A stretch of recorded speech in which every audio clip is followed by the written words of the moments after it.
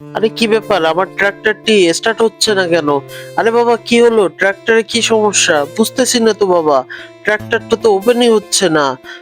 এই বাবা, কি হয়েছে তোমার? আসলে দেখেন না বাবা, আমার ট্রাক্টরটা চালু করার চেষ্টা করছে কিন্তু হচ্ছে না। আসলে আমি দেখেছিলাম যে কিছু সময় আগে দুজন লোক তোমার ট্রাক্টরে পানি দিচ্ছিল। এই বাবা, কি করতেছো? বাবা, আমাদের ট্রাক্টরটি অতিরিক্ত গরম হয়ে গেছে, তাই এতে পানি দিচ্ছি। ও আচ্ছা, ঠিক আছে, তা দাও। এই হচ্ছে মূল কাহিনী, ঠিক আছে? হায় হায়, দেখেন প্রতিবেশীর লোক হিংসায় আমার ট্রাক্টরে পানি ঢেলে নষ্ট করে দিয়ে গেছে। বাবা, এখন কি হবে?